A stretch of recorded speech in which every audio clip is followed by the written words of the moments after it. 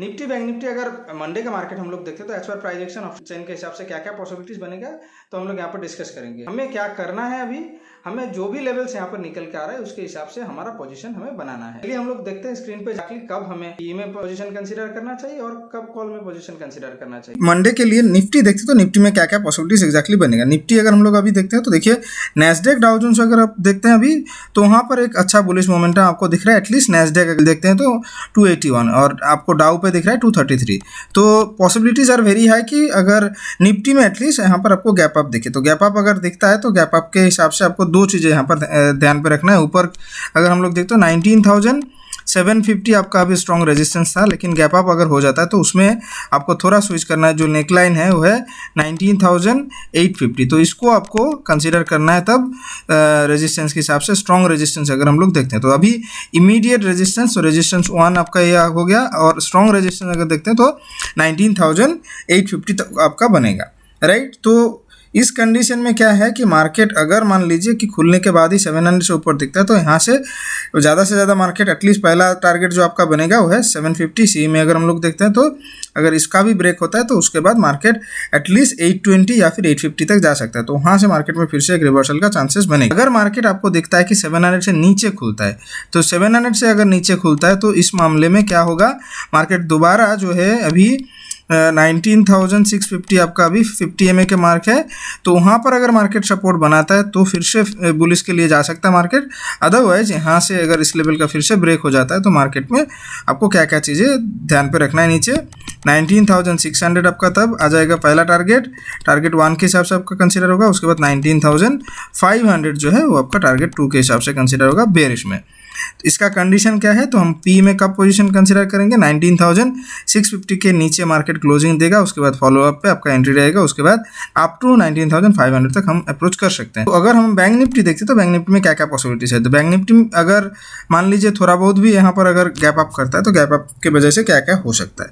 अभी अगर हम लोग देखते हैं प्राइस एक्शन के हिसाब से 45,656 जो है वो आपका अभी रेजिस्टेंस था, लेकिन अगर मार्केट गैप अप करता है और इसके ऊपर खुलता है तो आपका कंसीडर जो होगा 45,850 का जो मार्क है वही आपको कंसीडर करना है स्ट्रॉन्ग रेजिस्टेंस के हिसाब से। तो ये आपका स्ट्रॉन्ग रेजिस्टेंस बन जाएगा। तब यहाँ पे रेजिस्टेंस 1 मतलब इमीडिएट रेजिस्टेंस आपका बनेगा 45,656। मार्केट मान लीजिए 656 के अगर नीचे खुलता है तो मार्केट हो सकता है या तो यहाँ पे 50 EMA पे सपोर्ट बना ले जो 500 के है, यहाँ पर है 45,500 पे। अगर इस लेवल पे सपोर्ट नहीं बना पाता है मार्केट तो कहाँ तक नीचे जा सकता है। नीचे क्या है, अभी जो इमीडिएट हम टारगेट के हिसाब से सोच सकते हैं वो है 45,200, देन मार्केट अप टू 45,000 तक जा सकता है। तो स्ट्रॉन्ग सपोर्ट अगर हम लोग देखते हैं तो सपोर्ट के हिसाब से हमें कंसीडर करना है किसको, 45,000 स्ट्रॉन्ग सपोर्ट आपका बन रहा है।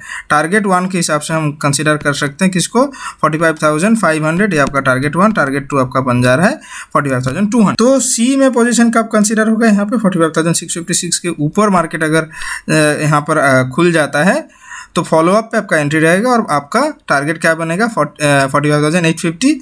और इसका कंडीशन क्या है, 50 EMA का ब्रेक अगर होता है उसके बाद आप यहाँ पर एटलीस्ट पहला टारगेट आपका बन जाएगा 45,500, उसके बाद 45,200, उसके बाद आप ट्रेल कर सकते हैं अप टू 45,000 तक, राइट। ऑप्शन चेन अगर हम लोग देखते हैं तो आपको जो ध्यान पे अभी रखना है 19,600 को पहले देखते हैं। 19,600 पे देखिए पुट पे अच्छा खासा बिल्डअप है अभी भी, 1,51,000 यहाँ पर आपको दिख रहे हैं, वहाँ पर 98,000।